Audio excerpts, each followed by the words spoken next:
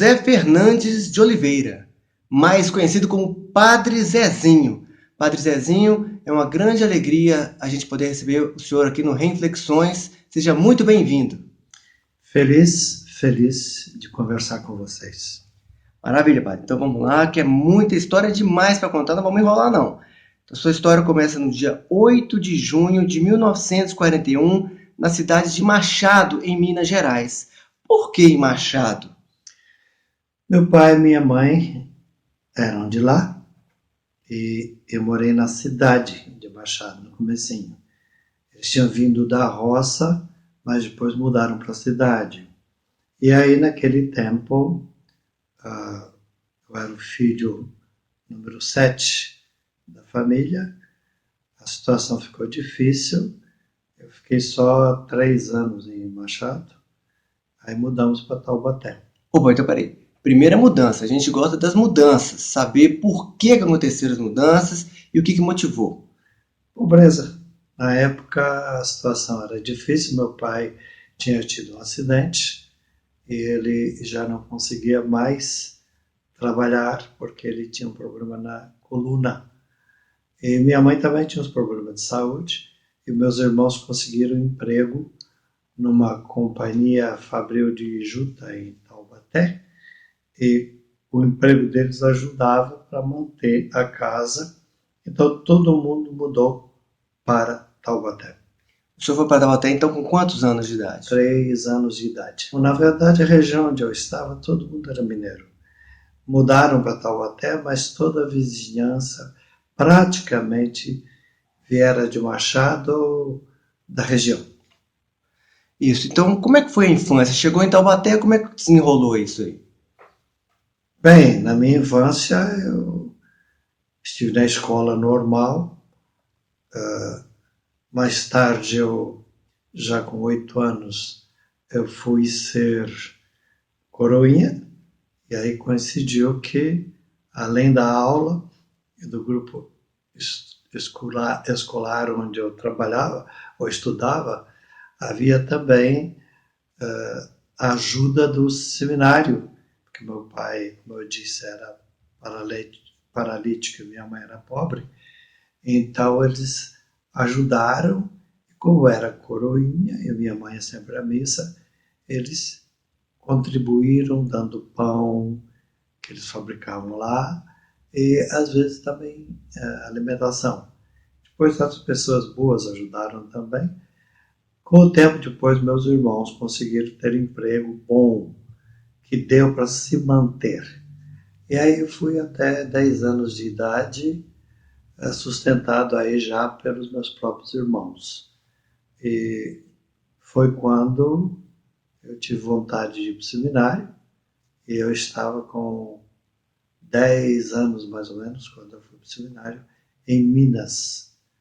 E de lá, um período, quando antes de ir para Machado e depois para Lavras, o meu pai teve um acidente que já estava doente, piorou e ele morreu. Então, dali em diante, eu fui ajudado pela congregação. Como eu queria ser padre, foi mais fácil. E nas férias, quando eu vinha, estava ali, sempre ligado à congregação, como coroinha e seminarista. Então, passei boa parte da minha vida lá. 1 ano em Lavras, depois 6 anos em Santa Catarina, mais 2 anos lá também, de Corupá a Brusque, e daí fui para os Estados Unidos. Nessas alturas eu já tinha 21 anos. Da onde veio essa vocação? Assim, o que gerou esse despertar dessa vocação? Exatamente, eu era ajudado e nós tínhamos várias crianças pobres no bairro que também eram ajudados. Eu vi quem ajudava os padres. E então eu achei que era uma coisa bonita, porque eu queria fazer uma coisa parecida quando crescesse. E eu disse várias vezes, se um dia puder ser padre, eu quero ser como o padre Teodoro, quero ser como o padre Matias, como o padre André, porque eles ajudavam os pobres da redondeza. E também era uma vila de operários, Vila São Geraldo, e a gente se ajudava muito um ao outro. Então eu cresci num ambiente de solidariedade, em que os mais pobres eram todos ajudados. Quando minha família melhorou, a nós é que começamos a ajudar os outros. Maravilha. E da onde veio essa ideia da música? Porque depois que o senhor entra na caminhada do seminário, o senhor vai se formar padre e logo se envolve com a questão artística, musical, teatral. Mas da onde nasceu essa influência musical, artística, assim? Que Taubaté é uma cidade muito musical. Era muito famosa, porque tinha a Hebe Camargo, tinha o Mazzaropi, tinha gente famosa lá no rádio que fazia gravações, tinha Celi Campelo, e muita gente que tinha nome. E se cantava muito no rádio de Taubaté, aquelas músicas compostas lá, por exemplo, Montado a Cavalo, Cortando o Estradão, Assim Era a Vida de um Pobre Peão. A gente cantava muito isso, e era música do Anacleto Rosas Júnior, que ela compunha. Então, no Vale do Paraíba, cantava-se muito música de sertaneja. E meu pai, no começo, ele ainda tocava violão, depois ele teve problema de paralisia e não conseguiu mais. Mas de vez em quando meus tios vinham, tocavam, e eu via tudo isso. Eu não sabia tocar, mas eu achava bonito. Mais tarde eu aprendi a tocar violão lá nos Estados Unidos. Isso. Eu gostava disso, porque eu não sabia compor, mas eu gostava de cantar. Foi lá nos Estados Unidos que eu descobri que eu também tinha o dom, não só de tocar violão, mas de compor. Aí foi lá que eu descobri isso. Interessante que o senhor saiu de Machado para Taubaté, depois voltou para Machado e aí que começou a caminhada? Mas foi só de passagem. Machado foi só para visitar parentes, porque logo depois eu fui para Lavras, Minas Gerais. Voltei e fui para Curupá, Santa Catarina.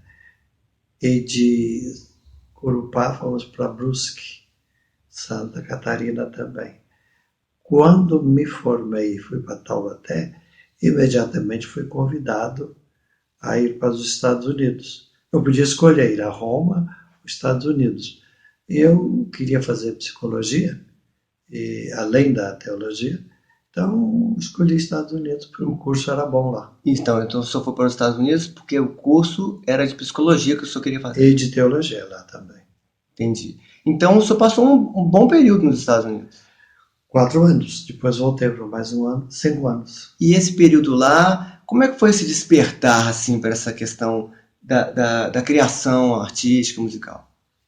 Realmente era uma coisa tranquila, porque lá também havia muita música boa. Os Estados Unidos é um lugar de muita musicalidade. Em que região dos Estados Unidos? Eu fiquei perto dos Três Lagos, bem no norte, né? Milwaukee e Lago Michigan, perto de Chicago. E era muito interessante, porque havia muita música boa. E claro que eu escutava tudo isso. E na televisão, que naquele tempo não era ainda de cores, mas que havia muito, e também os rádios, eu escutava muito. E eu gostava, porque havia alemães que cantavam música de alemão, havia gregos na região, e a gente via isso. Depois havia também muita música espanhola, porque havia muitos imigrantes porto-riquenhos, mexicanos. Então era uma influência de tudo quanto era. Isso foi muito bom, além do que a música dos negros, né? Porque a música negra, ela na época pegava muito bem, até porque nomes famosos, né, de negros americanos marcou todo mundo. Além do que quem cantava tinha formação, ele era branco, mas tinha formação negra, que era o Elvis Presley. Isso para mim era bom também, porque eu via um jeito de cantar que atingia todo mundo. Eu achava bonito, nunca pensei que eu iria ser conhecido, mas eu compunha músicas e usava para os meus jovens lá. Quando eu cheguei no Brasil, com algumas músicas que eu tinha composto, o pessoal gostou do meu estilo, que tinha um pouco de grego, um pouco de espanhol, ritmos de country, bem blues, né? Dos negros. E depois também eu assimilei muita coisa da música italiana, que também lá tinha muito italiano. E assimilando tudo isso, eu comecei a compor músicas que atingiam todas as linhas. Quando eu comecei a fazer isso aqui, o pessoal notou que eu tinha um estilo de música diferente, que atingia muita gente. E com ritmo também, que eu tocava com ritmos de acordo que eu tinha aprendido. E resultado, logo em seguida, os meus jovens, que tocavam muito bem, diga-se de passagem, aqui no Brasil, ao invés de eu tocar, eu orientei os meus jovens a fazer isso. Nas missas e nos teatros. E eu tinha jovens músicos muito bons, de periferia, de São Judas e Vila Guarani. Parei de cantar, porque de tocar não precisava mais. Eu tinha jovens melhores do que eu. Eu disse, eu acho que vocês vão fazer isso, eu ensino, e eu vou cantar, compor, vocês vão cantar comigo. Eu comecei a compor para eles cantarem. E eu cantava com eles, moças e rapazes, e aquilo chamou a atenção de todo mundo de São Paulo, que vinha ver nossas músicas, que eram diferentes. As paulinas vinham também. E pronto, era um lugar bonito que se cantava muito, e o Padre Zezinho não era o cantor, eu não aparecia muito. Como hoje o Padre Marcelo, ele aparece muito, eu não. Eu fazia os meus jovens aparecer e eu celebrava, porque eu não queria cantar, eu queria compor, e quem cantava eram os meus jovens. Isso chamou atenção, porque o bispo, os outros diziam assim, os jovens do Padre Zezinho cantam, ele mesmo não canta. Essa era a ideia.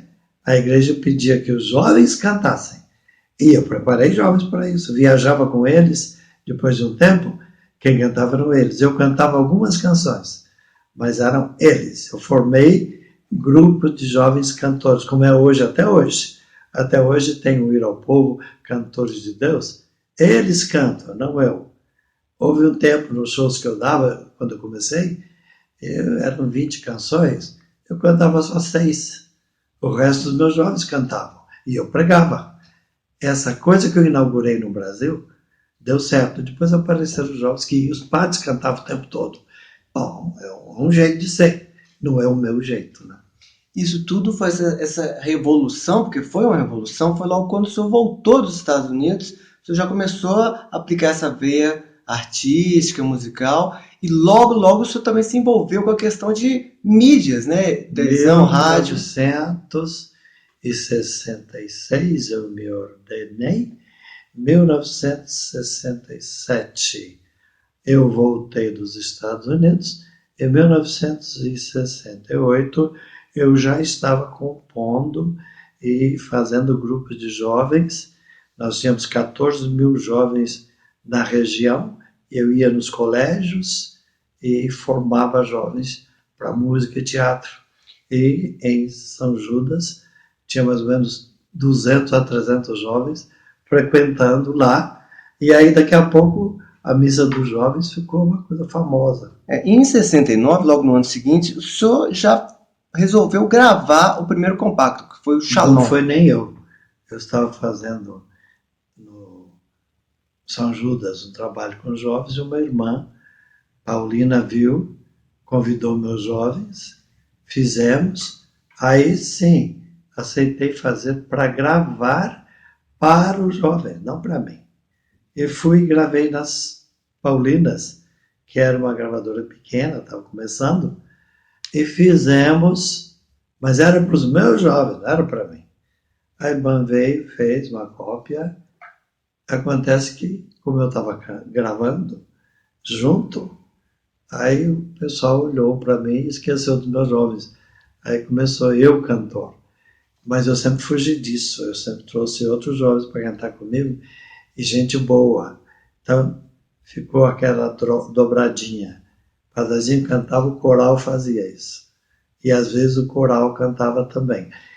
Com o tempo, as paulinas se acostumaram com a ideia de não só eu cantando, mas os meus jovens cantando.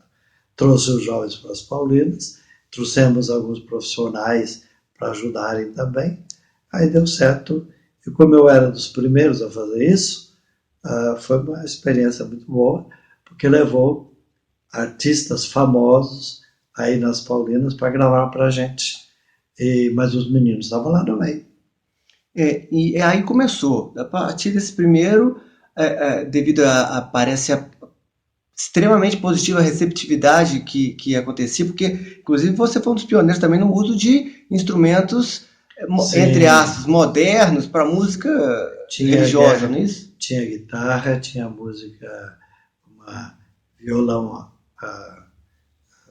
elétrico na época. Bateria. Tinha bateria, tudo isso, mas pouca bateria, porque fazia muito barulho e os microfones não eram tão bons na época. Então a gente trocou a bateria por ritmos, ficou mais leve. E aí na missa também era bom, porque não fazia muito barulho. Bateria fazia muito eco. Tiramos a bateria e fizemos ritmos. Mas deu certo, funcionou. Tinha jovens que tocavam flauta e ajudou bastante. Então estava indo muito bem esse trabalho, essa coisa toda acontecendo, e vocês começaram já a gravar um trabalho atrás do outro. Sim, a primeira música que pegou foi em 1969, com os meus jovens, e marcou muitos jovens porque era uma música vocacional. Se ouvires a voz do vento, 1969. E lá também, sou cidadão do infinito, nós estamos fazendo já. Portanto, agradou muito aos jovens o ritmo que nós usávamos. E daí, de 1969, muitas músicas já pegaram de cara. Depois, 70, começaram a divulgar em outros lugares. E aí, de 71 em diante, eu já era conhecido praticamente no estado de São Paulo, e mais tarde foi para Minas e Santa Catarina, e daí foi depois para Mato Grosso, porque nós começamos a viajar. E aí então as paulinas também já tinham lojas, começaram a vender. E aí deu certo, mas nos primeiros 3 anos foi divulgação. Estourou mesmo no Brasil inteiro em 1972. 72 com o álbum Estou Pensando em Deus, que tinha, além da faixa título... Já tinha sido feita. Isso. Além dessa faixa título, tinha Maria da Minha Infância. Naquela época, só que em 72, a Maria de Minha Infância, que foi 2 cópias, uma foi feita em 74. E lá foi feito também Maria de Nazaré, 1974. Mais tarde, em 75, foi feito um certo Galileu. Isso, mas o senhor pulou Minha Vida Tem Sentido de 1973. 72. Depois veio Amar Como Jesus Amou, que é um hino eterno, né? Que entrou para um... Mas eu tinha voltado dos Estados, quer dizer, de Portugal, eu compus lá, numa viagem que eu fiz. E aí foi o desejo de lançar no Brasil. Mas isso foi em 1974. Isso. Também, esse disco, Histórias que eu conto e canto, de 1974, que tinha Amar Como Jesus Amou, Maria de Nazaré, foi realmente assim, um sucesso que foi o segundo até sucesso. Hoje, né? Foi o segundo sucesso, porque o primeiro foi Estou Pensando em Deus. Isso. E aí continua o trabalho cada vez mais conhecido, quando o senhor vem em 75 com Um Certo Galileu e Utopia também, uma canção. Pois é, mas isso tudo foi dentro da catequese que eu fazia. Porque eu pregava sobre o assunto e cantava. Mas era pregação, catequese para a família, para os filhos e para colégios. E isso, eu andava pelos colégios e fazia também nos estádios já, porque alguns já pediram, os bispos pediram que falasse. Aí comecei a cantar para o povo, a multidão até já na época, com os casais eu fazia encontro de casais lá nos colégios também e para os jovens. Portanto, durante o dia eu pregava para os jovens e à noite para os pais. Então começaram os encontros de pais e filhos e as canções eram feitas para isso. Eu compunha para a catequese, por isso que a minha música era política, era familiar, era social e era também litúrgica, porque eu queria cantar nas igrejas também. Isso tudo só puxando lá de trás a sua influência desde os Estados Unidos, que o senhor falou que já compunha música para usar com jovens. Eu né? estudava para isso lá, eu tinha feito psicologia e psicopedagogia, sabia que a música ajudava a fazer catequese. Então todo o esforço que eu usei para a música foi para fazer catequese, cantada, falada e também representada, porque eu preparei jovens para fazer teatro. Então eu trabalhava com teatro, com música, com dança e trabalhava nos grupos que viajavam comigo, ensinava os jovens a dançar, a cantar e na missa a cantar música de liturgia. Então não cantava qualquer música na missa, só de liturgia. Lá fora, no palco, meus jovens dançavam, faziam outras coisas. É por isso que a gente vê, inclusive, até hoje, as suas músicas sendo cantadas nas liturgias mesmo, nas missas. Sim, a parte de uma liturgia está lá ainda. E a caminhada continua quando, em 1982, o senhor mandou Qualquer Coisa de Novo com Mãe do Céu Morena. Ali foi um esforço meu, na época, de preparar o Puebla, porque havia um esforço naquele tempo de fazer músicas latino-americanas. Até porque andava-se muito no Brasil a noção de fazer músicas de América Latina. E, de fato, quando veio Puebla, que já era a segunda experiência de encontro latino-americano, eu achei que devia compor uma música para Puebla. E peguei todas as músicas possíveis de estilo latino-americano, inclusive brasileiro, e fiz uma opereta de dança e de canto. E então nós fazíamos uma parte na missa, de liturgia, e outra fazia lá fora, no estúdio. Meu grupo ensaiou e preparou, e fizemos mais de 120 shows com músicas para dançar na América Latina. E também na época fizemos duas operetas. Foi Viva Puebla e depois fizemos outra também sobre o sofrimento do povo. E lá também fizemos músicas lembrando o sofrimento do brasileiro. Então eram sempre músicas sociopolíticas.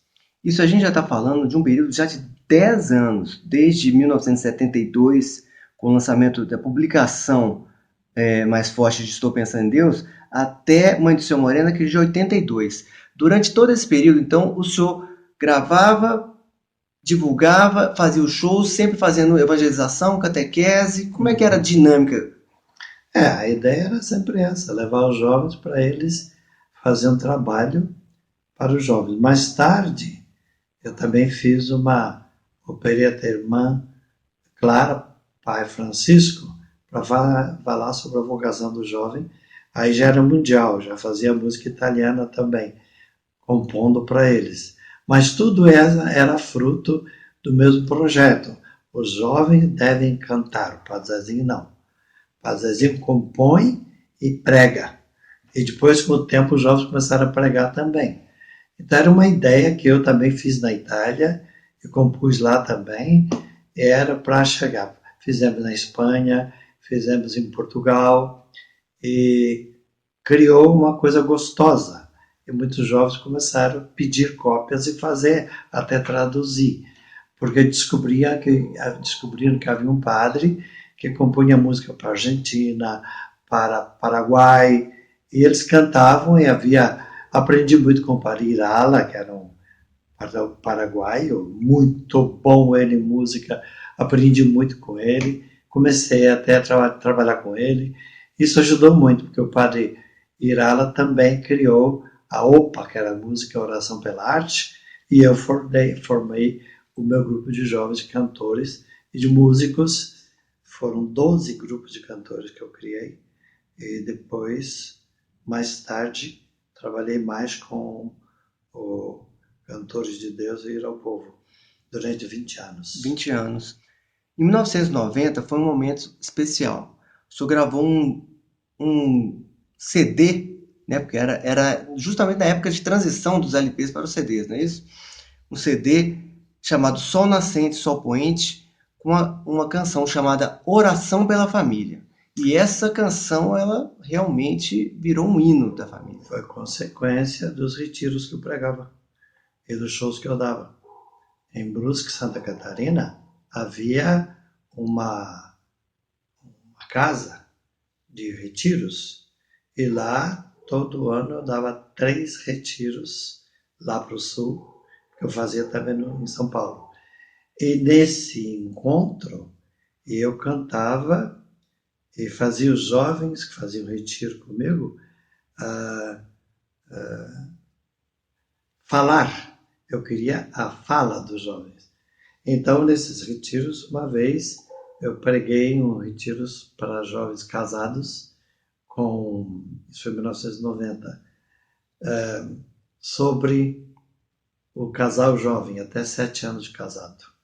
Lotamos a casa, 120 pessoas, e lá eu falei da família que temos para a família que queremos. E com essa ideia, foi muito bonito que eles falaram, e os conceitos que vinham do Vaticano, né, sobre orientar a família, e é claro que falava era dos jovens casados, jovenzinhos, e dizendo sobre como era criar filhos naquela época, e o testemunho era muito bonito. Quando terminou o retiro, à noite, aquilo que tinha sido escrito no quadro, eu fui, os alunos já tinham ido embora, eu gostei dos textos que nasceram do que foi a reflexão. E então eu comecei a fazer que nenhuma família comece em qualquer... Eu fui fazendo lá. Achei que ficou bonito. E então eu compus aquela noite. No outro dia, um grupo de voluntários jovens vieram para limpar a casa, né? E mostrei para eles. Nossa, choraram, ficaram emocionados. Eles gostaram. Era comprida, né? Não, padre, você tem que gravar. Eu falei, tá bom, vamos. Eu já tinha começado a gravar outras músicas. Aí fui, levei nas Paulinas, gravamos. E daí, em junho, já saiu o CD, que imediatamente o povo gostou e começou a cantar. Então, foi certamente uma experiência de retiro, de meditação e também de documento da igreja. Foi assim que nasceu.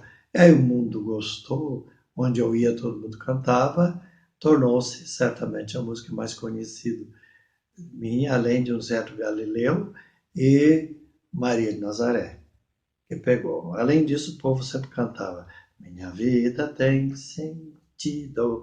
O povo começava a lembrar todas as músicas e já cantava comigo.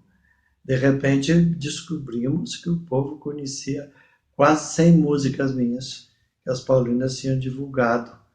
E com isso, onde eu fosse, todo mundo estava cantando minhas músicas. Eu tornei-me um cantor muito conhecido, até porque naquele tempo não havia muita televisão e nem rádio, até aquele tempo não. E onde era tocado? Nas torres de igreja. Eu brincava dizendo assim, eu sou o maior cantor de torre de igreja, que de fato era verdade. Aqueles alto-falantes e tudo. O povo não tinha escolha e não era muito comum ter CDs, que naquele tempo nem tinha, e pouca gente tinha também toca-discos, né? Então eu tocava de manhã nas missas e fiquei conhecido em tudo que é cidade por causa das torres de igreja. Isso. Em 1992, o trabalho prossegue e o senhor compôs outra canção muito bonita chamada Um Coração para Amar. Essa foi feita por minha congregação, porque eu queria divulgar a devoção ao coração de Jesus e, ao mesmo tempo, trabalhar pelas vocações deunianas da minha congregação. Funcionou, deu certo, todo mundo gostou e também se espalhou pelo Brasil inteiro. Sim, em 96, o senhor lançou um CD, a Missa Fazedores da Paz, com a canção Daqui do Meu Lugar, também muito famosa. Foi aquele pedido do Santo Padre que queria que nós explicássemos a Eucaristia através de canção. Isso vieram vários documentos do Vaticano sobre a liturgia, dizendo o que é que se devia cantar e como cantar. Então, eu escolhi o estilo semiclássico, com teclados e pouco sopro, mas muito teclado para que o jovem aprendesse a tocar isso. Eventualmente um cello ou também um String. violino ou flauta, mas era coisa para tocar em igreja. Sempre sem bateria. Eu não uso muito bateria para liturgia. Eu usava mais ritmo. Né? Então, é porque foi pedido do Vaticano. Pandeiro a gente usava, mas era sempre leve. O playback era leve para que aparecesse a voz dos cantores. E essa foi a ideia também que eu aprendi do Vaticano. Era um documento sobre isso. Por isso que tem músicas lindas, quase semiclássicas, que eu compus para isso, pensando. Havia umas fugas muito bonitas que eu fazia com o maestro e depois ele melhorava. Isso a gente já está aí em 25, praticamente há 25 anos de carreira, em 96. E durante esse tempo todo, sou viajando, fazendo shows, Mundo pregando inteiro. retiros. No mundo inteiro. Por isso também, às vezes, a gente ouvia muito falar Padre Zezinho, mas às vezes era difícil poder encontrá-lo porque ele estava lá do outro lado e tudo. Estava na China, estava na África, estava na Europa, em vários países, na América Latina e no Brasil, norte ao sul, que o Brasil era muito grande, né? México e assim era. Quero fazer uma pergunta sobre isso. Essas viagens todas, com certeza o senhor tem alguns casos muito interessantes. Tem algum que o senhor lembra, assim, que vem à cabeça, assim? Esse caso me marcou, eu achei isso aqui Sempre importante. marcou, né? Porque quando eu ia num país, eu gostava de prestar atenção no ritmo deles. Eu gostei muito da música da África. E lá eu me misturava com o povo para aprender. Fiz a mesma coisa na Espanha, que era muito bonita. E na Espanha, você sabe, o ritmo italiano e espanhol é muito bonito. Depois tinha o ritmo italiano. Tudo isso para mim eu assimilava e adaptava à realidade brasileira. A música era minha, mas o estilo era deles. Exatamente porque eu queria fazer uma música internacional, já que eu tinha aprendido a ver isso. E para mim foi muito bom, todas as viagens ajudou muito. Como é E que foi essa aí viagem para a China? Que interessante. foi um convite de paulinas que tinham missões lá em dois lugares na China, e sobretudo Hong Kong e Macau. E lá falavam português e inglês, que eu falo bem inglês. Então eu pregava em inglês e português. E aí foi muito bom também, porque eu aprendi muitos costumes. Depois entrei na China mesmo, mas para conhecer, né? E mais tarde eu fui também a outros lugares, como na África, como eu já disse, e que o ritmo era muito gostoso. Tudo isso eu copiava, gravava, depois adaptava, mas sempre com minha característica meio mineira e meio paulista, né? Que era o que eu fazia. Mas também fiz muita música nordestina, baseada na sanfona, que eu gostava muito, e tinha bons músicos sanfoneiros que gravavam para mim. E procurávamos gente de primeira qualidade. Eu dava a ideia do que eu queria e os grandes músicos famosos, eles diziam, padre, eu quero tocar isso. E a gente era muito amigo.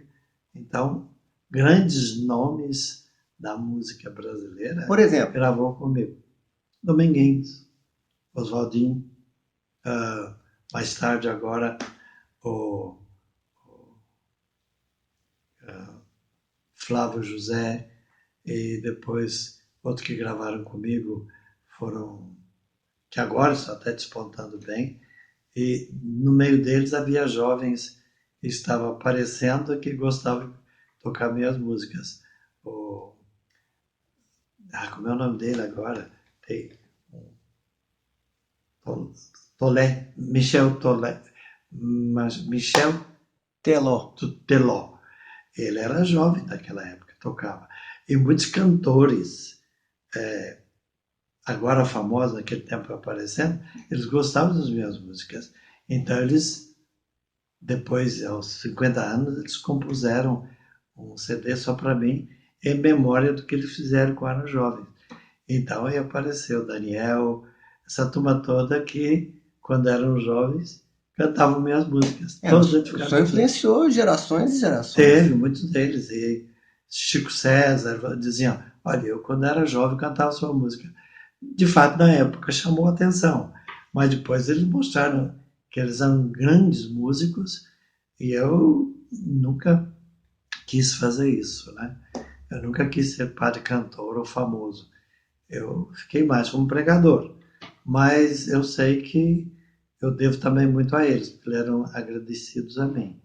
Muita coisa que na juventude os marcou. Inclusive, todos que pediram para gravar comigo fizeram de graça, porque eles queriam participar de um CD meu dos 50 anos de padre. Foi muito bom, porque eram vozes famosas até hoje, que disseram, eu quero gravar com o Padrezinho. Mais tarde veio a Joana, e, nossa, se eu falar a linha, é muito próprio Roberto Carlos, né? Então, Inclusive, o senhor participou do especial de final de ano esse dele. convite dele, foi. Mas é aquela história, né? Eu nunca quis aparecer com isso. Eles apareceram. Eu sou assim, mas eu vou dizer que eu sou tímido, eu sou reservado, eu não gosto de aparecer demais na televisão. Eu ia um pouquinho, eu ia embora. E todas as vezes que me chamaram para tocar com violão, eu não ia. Eu disse, não, eu não quero ser cantor. Eu não quero ser o padre da viola. Eu quero ser o padre pregador. Se vocês querem, eu vou. Mas só para cantar, não. Toda vez que fui convidado só para cantar, eu não fui. Quando era para pregar, aí sim. Então, eles viram que comigo não funcionava.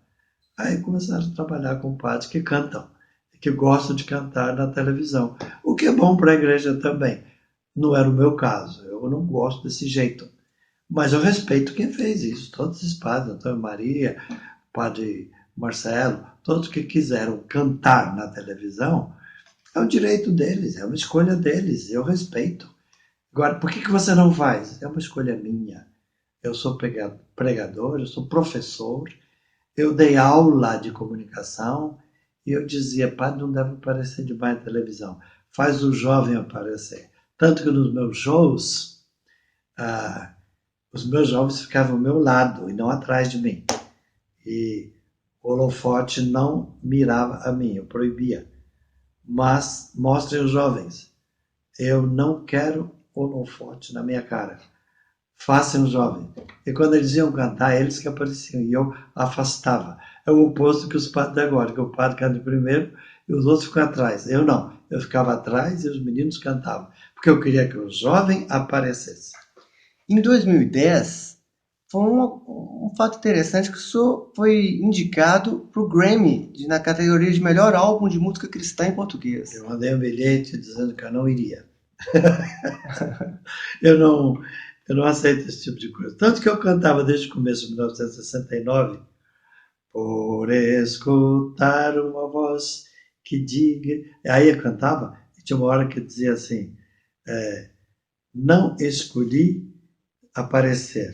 Na letra fala isso. Então, eu não quis ser na primeira música que fazia, as primeiras letras, eu não recebi condecoração, a canção dizia. Então eu não aceitei. Mas se eu cantava isso em 1969, como é que eu vou agora Receber um ganhar? prêmio, né? Quando isso não posso, por natureza minha, eu disse que não faria. Agora mesmo, eu acabei de ser convidado para Brasília para ganhar um prêmio de educador. Eu não vou. Vou mandar um... Gente, eu prometi desde cedo que eu não iria ganhar condecoração por fazer o meu dever. O texto está na Bíblia, Jesus falou, né? Quando você for elogiado, você deve dizer, não fiz mais do que a minha obrigação.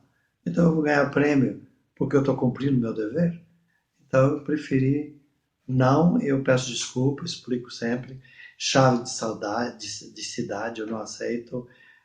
Pode dar, eu dou para a congregação, mas para mim não. Só em os lugares onde eu fui, em que os superiores pediram que eu fosse para divulgar a congregação, eu ia. Mas, do contrário, eu fugi de prêmios e de, como é que se diz, aparecer.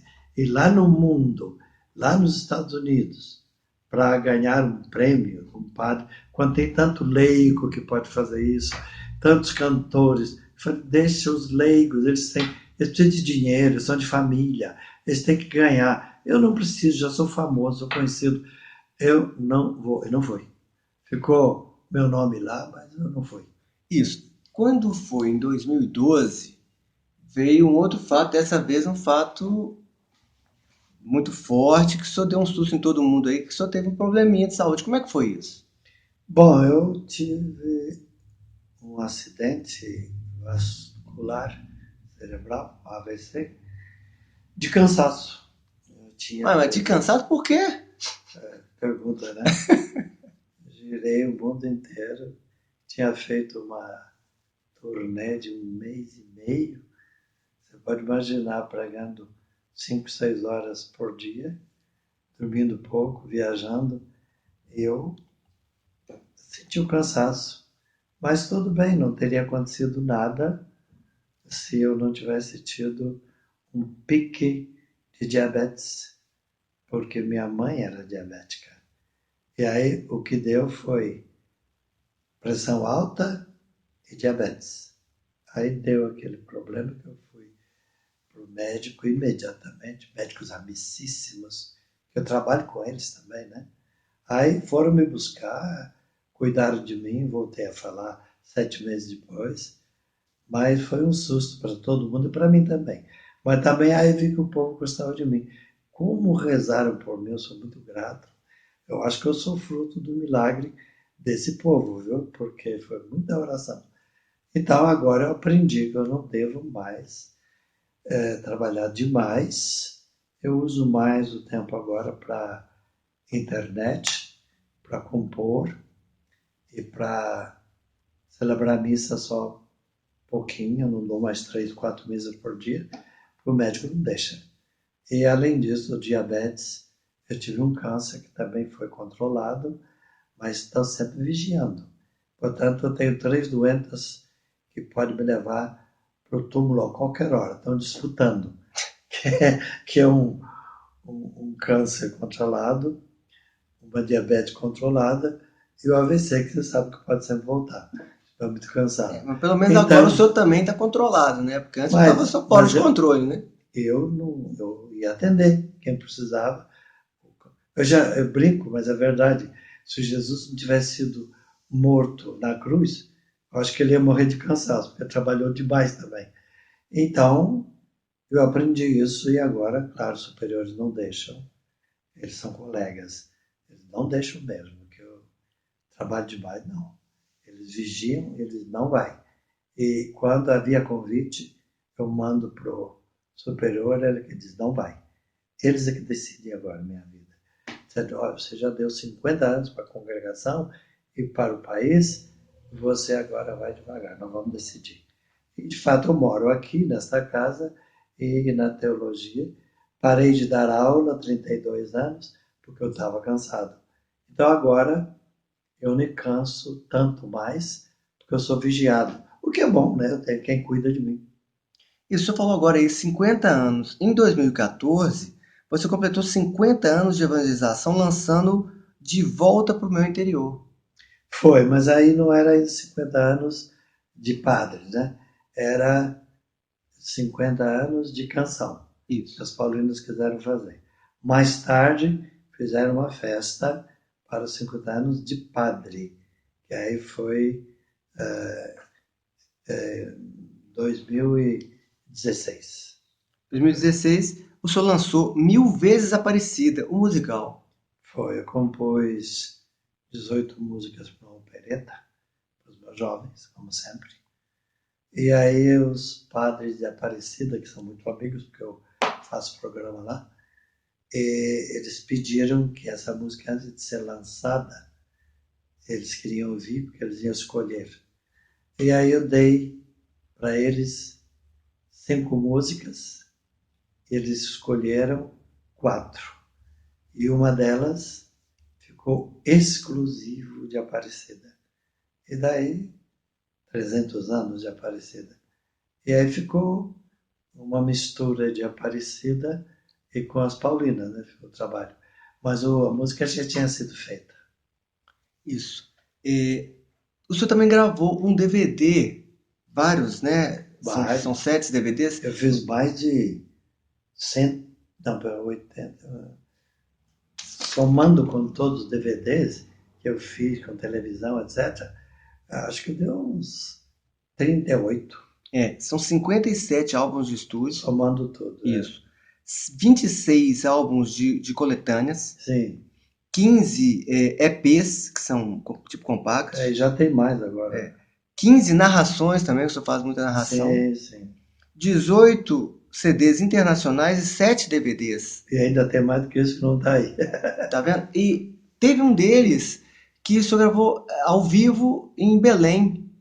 Sim, eu fiz muita coisa aí ao vivo. O Mário, que trabalhava comigo e ainda trabalha, é irmão de um padre, cantor também muito bom.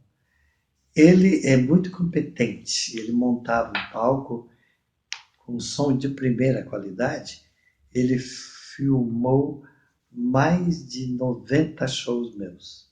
Ele tem tudo isso. Eu pedi a ele que não mostrasse demais. Fizesse aos poucos, ele está fazendo aos poucos. Mas todos os meus shows foram gravados por ele. Está tudo gravado, a memória. Isso. E agora, hoje em dia, o senhor já falou que o senhor está mais tranquilo, tirou o pé um pouco do acelerador, mas o senhor continua fazendo programas em televisão, rádio. Pouquinho. Eu faço alguns programas de televisão, algumas entrevistas, e rádio faço no meu escritório, né? Então não tem problema. Mas tudo que cansa, não devo fazer mais, porque diabetes é um problema sério.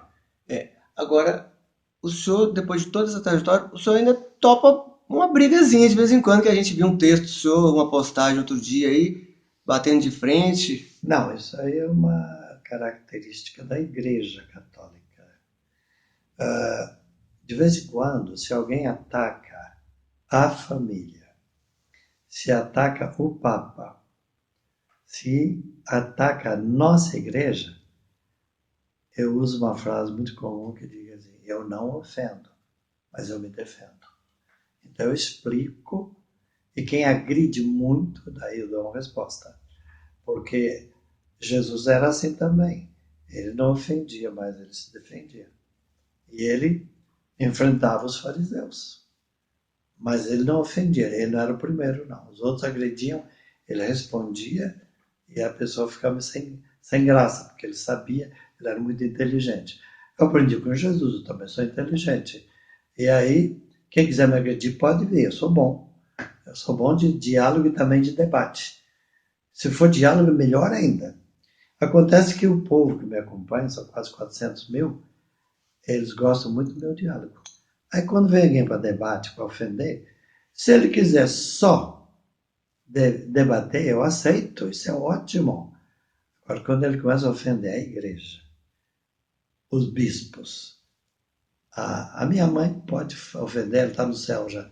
Quem quiser me ofender, tá tudo bem. Mas se ofender a mãe do outro, a igreja, aí eu defendo. Porque o padre tem o dever de defender a sacralidade do matrimônio, pai e mãe, e da igreja. Então, se alguém ridicularizar a minha igreja, eu vou responder. Mas se ele disser discordo, ele é meu irmão, não tem problema. Eu explico a diferença entre discordar, concordar e odiar. Você pode discordar sem odiar. Você pode concordar sem aceitar em tudo. E aí você, dialogando, você concorda e discorda sem perder o respeito.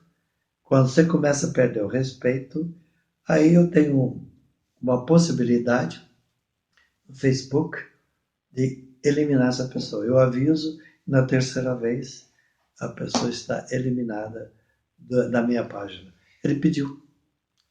Padre, no final a gente sempre pede para que os nossos entrevistados deixem uma mensagem para as pessoas que vão assistir o vídeo. Então agora eu gostaria que Padre Zezinho deixasse a mensagem dele. Vocês viram um padre que não gosta muito de ir à televisão. Nunca gostei de ir na Globo. Atendo, mas não sou de ir em programa de auditório.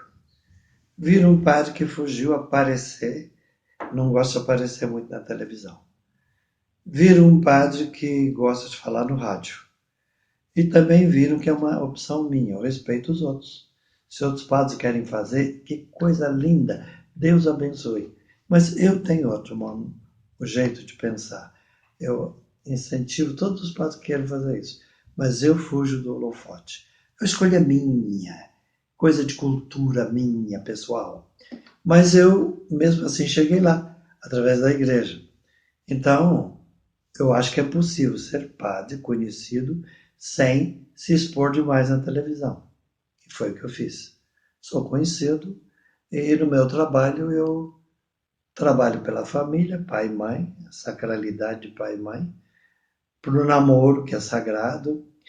Eu falo das crianças e para as crianças, para os jovens e adolescentes. E quando o Papa me convidou para ir a Roma, ele conversou comigo, já me conhecia, foi isso que ele pediu, que eu continuasse a pregar para a família, para os jovens e para a catequese, porque ele sabe que eu sou muito conhecido no Brasil pela catequese. E continuo dizendo aos pais e a todo mundo, sejam iluminados e iluminadores, perdoados e perdoadores, evangelizados e evangelizadores, e que vocês sejam como vela, que vai desmilinguindo, mas não perde a luz. Que sejam como luz, lá longe, que ajuda você a ver que tem algo lá, não importa longe que esteja. E que os pais, portanto, mesmo à distância, continuem brilhando para os seus filhos. Eu quero família que brilhe para os filhos, filhos que brilhem para os pais. E gastei a vida inteira falando disso. E toda vez que falei de Nossa Senhora, eu falei daquela que aponta para o filho, porque ela não quis aparecer. É o que eu tento fazer na minha vida também. Então, Deus abençoe vocês, que querem aparecer, ótimo. Os que não querem, mas todos aqueles que, de um jeito ou de outro, repercutem a fé da igreja.